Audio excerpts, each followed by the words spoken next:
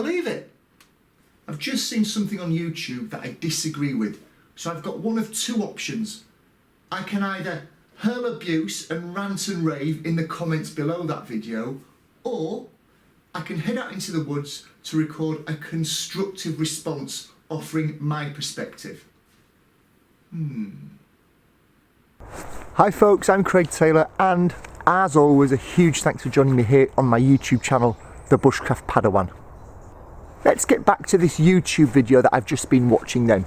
First and foremost, I have to say that I've spoken with Ralph from Ralph Wolf and Bushcraft, the YouTube channel in question, and I've explained to him that I've got a counter perspective to his thoughts, and he was very, very happy for me to publish that and welcome that sort of open debate about what he'd said and welcoming differing opinions. So this isn't just me picking on somebody on YouTube or going off on one. I've had an exchange with Ralph, and he's very happy for me to go ahead and record this video.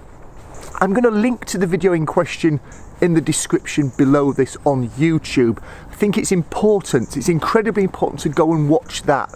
Either after watching this video or before you finish watching this video, go and have a look at that video. Just watching this without the context of the video that I've seen might not make a load of sense. And it's also a good reason to go and check out Ralph's channel as well, and probably subscribe to it whilst you're over there if you haven't already. So let's get to the crux of the things that Ralph mentioned in his video that I didn't agree with and that I did agree with. The video in question from Ralph was around a series that he's come up with called Bushcraft BS.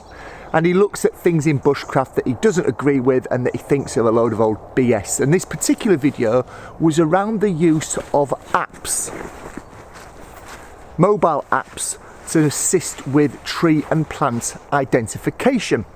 And Ralph's position was broadly that he did not think they were a good idea. I've actually written down on a post-it here on a couple of books I'm going to refer to. Within the first 15-20 seconds he said that ID apps were absolutely useless. Towards the end of the video he posed a question back to himself as to whether he considered identification apps to be useful or not, to which he replied with an emphatic no. I think he said they're absolutely worthless as a tool to help you or assist your journey as a forager, or words to that effect, but absolutely worthless. So they're useless, they have no use, they're absolutely worthless. It's those points from Ralph's video that jumped out at me and made me want to challenge that and offer a different perspective. Before I do, let me say there were huge chunks, massive chunks, the majority of Ralph's video that I absolutely agreed with, completely. I'm not disagreeing with the video in general. It's a few points, I think there are a few important points in that I disagree with.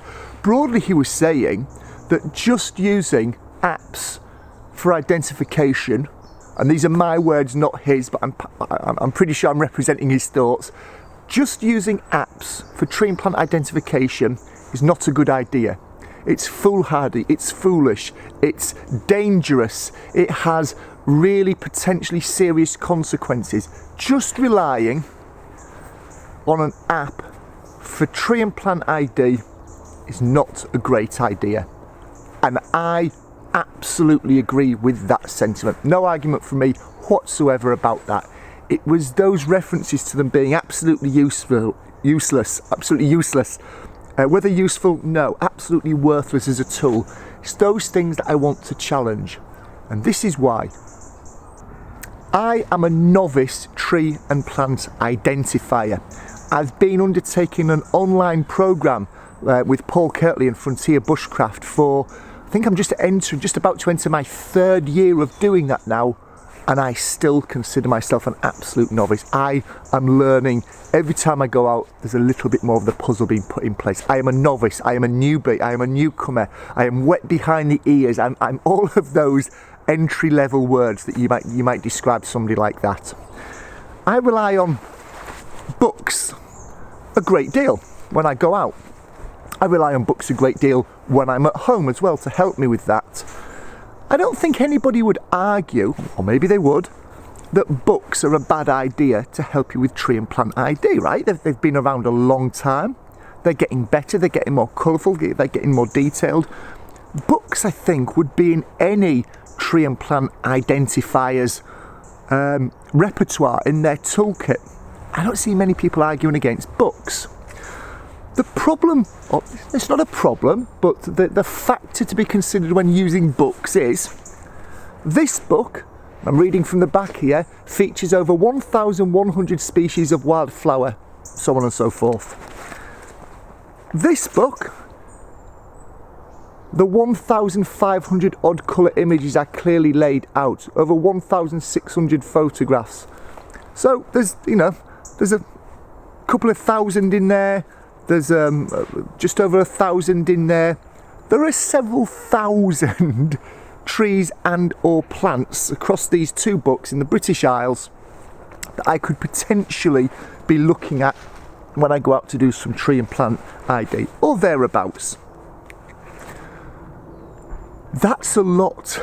That's a lot of book for me to flick through.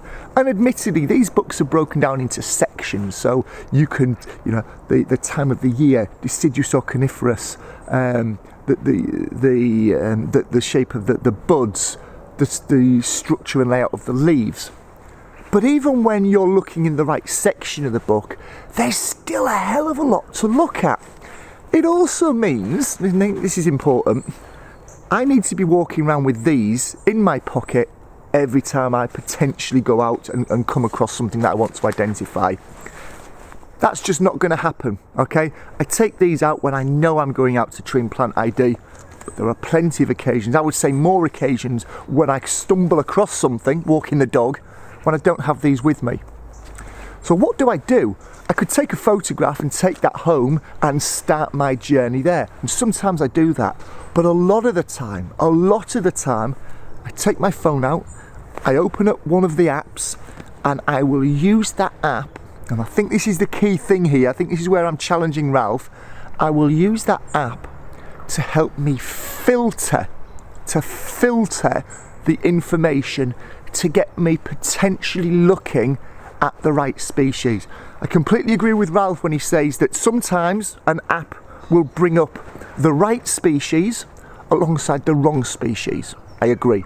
I also agree when he says that it could sometimes bring up a safe to consume species alongside a toxic or poisonous, deadly species.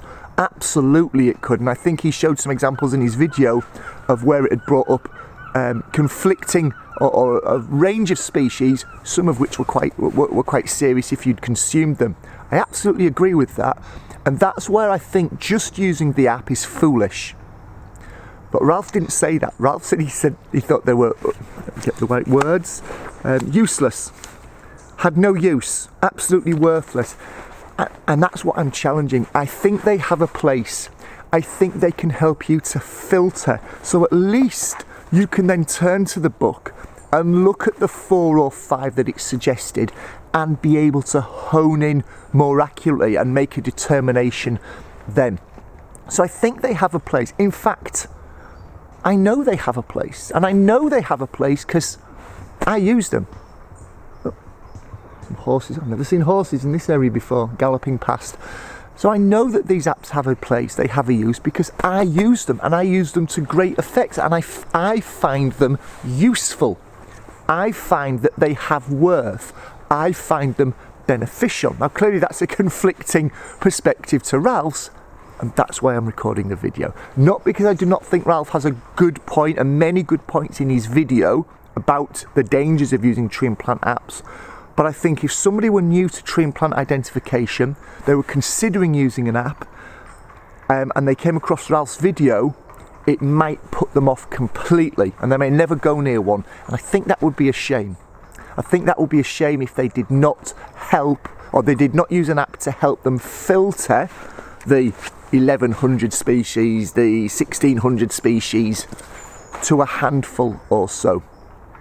I do think it would be foolish of them to simply use an app and go from the results of that without digging deeper into their multiple references to help identify that.